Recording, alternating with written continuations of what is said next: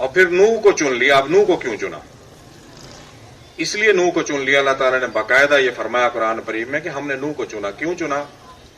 نوح علیہ السلام تک جو دور تھا وہ تمام انبیاء کا تدریسی تعلیمی دور تھا. ادریس علیہ السلام نے لکھنا پڑھنا سکھایا، کپڑے بنانا سکھائے، کام سکھائے. یہ تدریسی دور تھا. اس وقت تک لوگ شرک میں نہیں پڑے تھے. بتوں کی پوجا، درختوں کی، سورج کی، چاند کی پوجا، آگ کی پوجا نہیں شروع کی تھی. نوح علیہ السلام کے دور میں آ کے امتحانی دور آیا، لوگ بتوں کی پوجا کرنی شروع کر چکے تھے. اب نوح علیہ السلام نے اپنی قوم کو سمجھایا. نوح علیہ السلام فرماتے ہیں ربی انی دعوت قومی لیلا ونہارا، اے اللہ میں نے اپنی قوم کو دعوت دی دن رات. اور کتنے سال؟ 950 سال.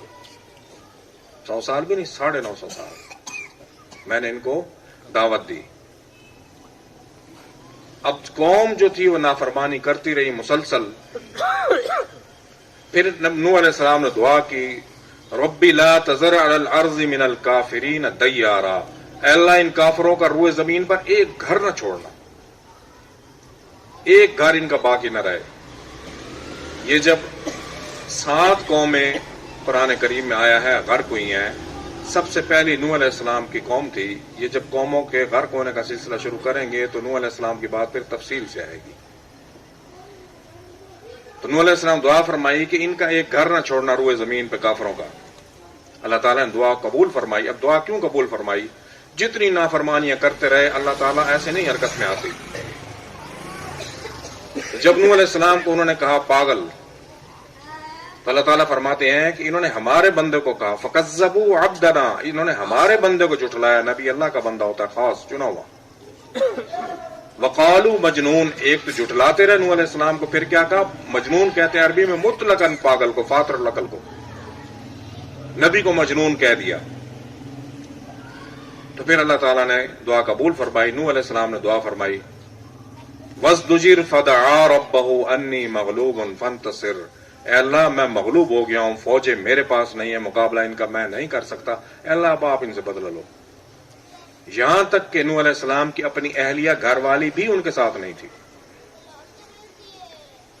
تو اللہ تعالیٰ نے ضرب المثل بنا دیا. ضرب اللہ مثلا للذین کفروا، کافروں کو یہ اللہ تعالیٰ نے خطاب فرمایا کہ تمہارے لیے ہم نے یہ مثال قائم کر دیا ہے. کفر امرأۃ نوح و امرأۃ لوط، ایک عورت نوح کی جو نبی کی گھر والی تھی اور ایک لوط کی گھر والی. کانتا تحت عبدین من عبادنا، جو کہ ہمارے بندوں کے گھر تھی. عبدین جو ہمارے بندے تھے، من عبادنا جو بندوں میں بندے تھے. نبی وہ ہوتا ہے جو صالح میں صالح ہوتا ہے، چنے ہوئے میں پھر جو چنا ہوا ہوتا ہے وہ نبی ہوتا ہے، اس سے اوپر کوئی نہیں ہوتا. تو وہ ان کے گھر میں تھی دونوں، ایک لوط کے گھر میں ایک نوح علیہ السلام کے گھر میں. صالحینی جو ہمارے صالح بندے تھے. فخانتاہما، پھر انہوں نے خیانت کی. نبی کی گھر والی کا نبی کی امانت رکھنا، نبی پہ ایمان لانا یہ شرط ہے. آج جو نبی اکرم صلی اللہ علیہ وسلم پر ایمان لائے گا اس کی جان بخشش ہے، ورنہ کوئی نہیں ہے. ہر نبی کے دور میں اللہ کا قاعدہ رہا ہے.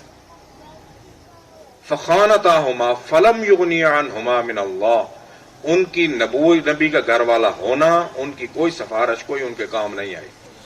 وقیل ادخلا النار، اور داخل ہو گئی وہ آگ میں، مات داخلین داخل ہونے والوں کے ساتھ. یہ بالعموم تمام کے لیے یہ 4 عورتیں، لگاتار 4 عورتوں کا ذکر آیا ہے.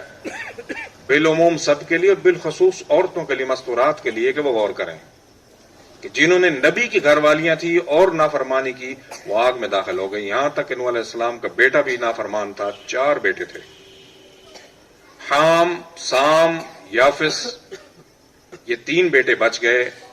حضرت سام جو عرب میں آباد ہوئے ان کی اولاد میں ابراہیم علیہ السلام ہوئے ہیں.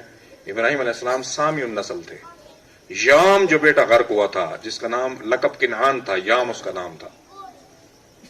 نوح علیہ السلام جب کشتی میں سوار ہوئے تو انہوں نے بیٹے کو بلایا، یا بنی ارکب معنا، اے بیٹے میرے ساتھ ہم رکاب ہو جا، سوار ہو جا.